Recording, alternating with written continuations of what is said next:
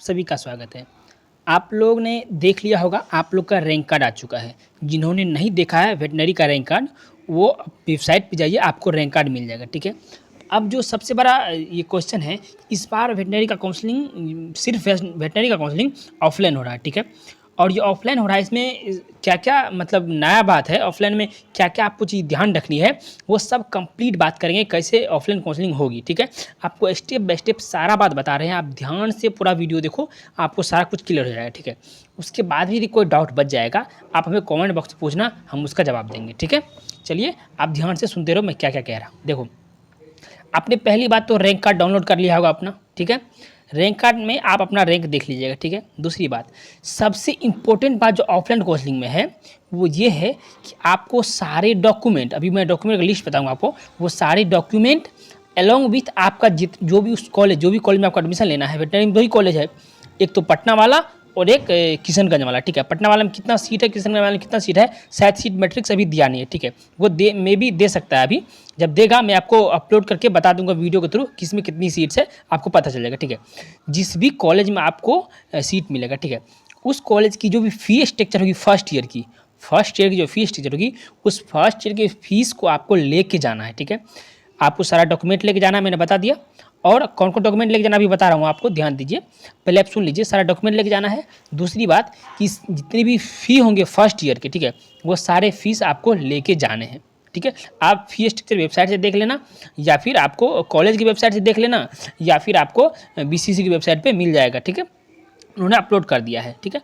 अब आप आगे सुनो, मैं डॉक्यूमेंट का लिस्ट बता रहा हूँ पहले आपको, उसके बाद और भी प्रोसेस बताऊँगा, ठीक है। आप पहले डॉक्यूमेंट का लिस्ट देखो, यहाँ पे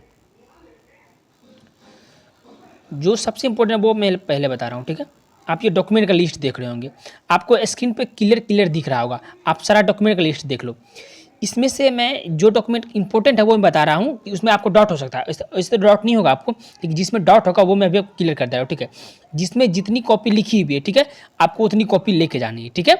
और सुनो, ये जो डॉक्यूमेंट है, इसमें से जो 12th में बच्चे पास किए थे 2021 में, जो 2021 में सीबीएसई से 12th पास किए हैं, उसके पास 12th का एडमिट कार्ड नहीं होगा, ठीक है। तो उसको टेंशन नहीं लेना है एडमिट कार्ड का, ठीक है। आपको एडमिट कार्ड का ज़रूरत वहाँ नहीं पड़ेगा, मांगेगा, आप बोल देना कि मैं कोरोना वाले बैच से हूँ, तो इसमें पास आउट किया था, मेरे को एडमिट कार्ड नहीं मिला था, ठीक है। आपको क्लियर हो जाएगा, ठीक है। और सुनो, इसके बाद ये जो फ़ोटो के बारे में लिखा हुआ है, यहाँ पे जितनी फ़ोटो लिखी हुई है, एटलीस्ट इतना फ़ोटो तो आपको लेके जाना है। यदि आप ज़्यादा सोच रहे हो तो आप ये फ़ोटो का नंबर डबल कर लेना, ठीक है। 12 फ़ोटो ले लेना, ठीक है, 12 फ़ोटो ले लेना, ठीक है, कोई दिक्कत नहीं होगा आपको। लेकिन जितनी लिखी हुई है इससे कम नहीं होनी चाहिए, ठीक है। और ये फ़ोटो सेम होना चाहिए जो आपको एडमिट कार्ड पे पोस्टेड है, ठीक है। और ये सारे डॉक्यूमेंट में से एक भी डॉक्यूमेंट आपका मिसिंग नहीं होना चाहिए, और किसी भी डॉक्यूमेंट किसी भी तरह का फॉल्ट नहीं होना चाहिए, सारा ओके होना चाहिए, ठीक है। यदि किसी भी तरह का गड़बड़ी होगा तो आपका एडमिशन सीधा रिजेक्ट हो जाएगा, कोई चांस नहीं दिया जाएगा। अभी तो जो ऑनलाइन काउंसलिंग में आप जब कॉलेज रिपोर्ट करते हैं तो वहाँ चांस दिया जाता है कि आप बना के लाइए, लेकिन यहाँ पे कोई चांस नहीं दिया जाएगा, आपका सीधा एडमिशन कैंसिल कर दिया जाएगा, ठीक है। और सुनो, ये आपको ऊपर ये आपका यूजीमेक आईडी दिख रहा होगा, ठीक है, आपका कैटेगरी वाइज, ये सब जिसका जिसका यूजीमेक आईडी दिख रहा है, ये सब बच्चे एलिजिबल है ऑफलाइन काउंसलिंग के लिए, ठीक है। ये ऐसा मतलब नहीं है कि जिसका इसमें आईडी है उस सबको कॉलेज मिल जाएगा, ऐसा बिल्कुल भी नहीं है। यदि आपको ऐसा बताएगा तो वो गलत बताएगा, ठीक है। जिसका इसमें मेंशन है उसको कॉलेज मिलेगा, ऐसा कोई ज़रूरत नहीं है। ये सब बच्चे बस एलिजिबल है काउंसलिंग के लिए, ठीक है। ठीक है। अब डेट एंड टाइम मेंशन है, आपको इसी डेट में इसी टाइम में पहुंचना है ऑफलाइन काउंसलिंग के लिए। कहाँ पहुंचना है आप सुनो, आपको जाना है आईएएस भवन पटना, ठीक है, आईएएस भवन पटना। ये आईएएस भवन पटना कहाँ है आप सुनो, यदि आप कहीं पटना जंक्शन उतरते हो, आप वहाँ से बेली रोड का ऑटो लेना, ठीक है। बेली रोड का ऑटो लेने के बाद आप बोलना हमको शेखपुरा मोड़ जाना है, ठीक है। आप शेखपुरा मोड़, शेखपुरा SEKHPURA शेखपुरा मोड़ के पास उतार देना, उसको बोलना, ठीक है। आप कहीं से भी ऑटो लो, आप बोलना शेखपुरा मोड़ के पास उतार देने, या फिर एयरपोर्ट के पास उतार देने। जो ज़्यादा चांस ये है कि आपको शेखपुरा मोड़ के पास उतारेगा, ज़्यादा चांस क्या है, आपको शेखपुरा मोड़ के पास उतारेगा। डायरेक्ट एयरपोर्ट का ऑटो कम चांस है कि मिल जाए आपको, लेकिन शेखपुरा मोड़ का ऑटो मिलेगा, फिक्स है, ठीक है। बेली रोड वाले ऑटो में आप बैठ जाना, ठीक है। शेखपुरा मोड़ का ऑटो ले लेना, शेखपुरा मोड़ पे आके आप वहाँ से जस्ट आपको रास्ता दिख जाएगा एयरपोर्ट जाने वाला, उसी रास्ते से आप जाना और वहाँ पे ऑटो मिल जाएगा आपको, वो ऑटो आपको डायरेक्ट आईएएस भवन पटना पहुँचा देगा, ठीक है। आईएएस भवन पटना पहुँचा देगा, आपको कोई तरह का दिक्कत नहीं होगा, ठीक है। ये कंफर्म हो गया। अब वहाँ जाने के बाद आपको ये मैंने बता दिया सारा डॉक्यूमेंट और फ़ी फर्स्ट ईयर का लेके जाना है, ठीक है। और आप एक पेरेंट्स के साथ जरूर आना, ठीक है, एक गार्जियन के साथ जरूर आना। मे बी यदि कहीं सिग्नेचर की जरूरत पड़े तो आपके पेरेंट्स आपके साथ में रहे सिग्नेचर करने के लिए, यदि नहीं होंगे तो मे बी आपका एडमिशन कैंसिल कर दिया जाए, ठीक है। मैं अपने तरफ से बता रहा हूँ, आप एडमिशन गार्जियन को लेके जाना, ठीक है। नहीं जाते हो फिर भी एडमिशन हो जाता है तो वो अच्छी बात है, लेकिन मेरे तरफ से सजेशन है कि आप एक गार्जियन को लेके जाना, ठीक है। आपको ये बात सारा क्लियर हो गया। और दूसरी बात सुनो, यदि कोई बच्चा जो टाइम आपका टाइम मेंशन है इसमें यदि आप नहीं पहुंच पाते हो तो आपको टेंशन नहीं लेना है। अभी तक यदि ऑफलाइन काउंसलिंग पिछली बार होता था मोपॉप में सब राउंड का, मतलब सबके लिए, एमबीबीएस बीडीएस सब के लिए, उसमें ये रूल था कि जो बच्चे सपोज कीजिए कोई डीक्यू कैटेगरी है, ठीक है, तो डीक्यू कैटेगरी का यदि 2 दिन काउंसलिंग है तो इस दिन यदि कोई बच्चा नहीं पहुंच पाया, ठीक है, आपका यूजीएम का आईडी इसी में मेंशन है, इसी डेट को पहुंचने के लिए कि आप नहीं पहुंच पाया, तो डीक्यू का यदि किसी और दिन हो रहा है काउंसलिंग तो आप उस दिन पहुंच जाइए, आपका काउंसलिंग होगा, ठीक है। बस अंतर इतना होगा कि हो सकता था ये जो फर्स्ट टाइम में आपको पहुंचना था, इस टाइम आपको ज़्यादा सीट अवेलेबल मिले आपको चॉइस करने के लिए, लेकिन बाद में उतना सीट नहीं मिले या आपको कोई सीट नहीं मिले, उसके लिए बीसीसी बोर्ड जिम्मेदार नहीं होगी, लेकिन आपको चांस दिया जाएगा, आप दूसरे दिन भी आ सकते थे।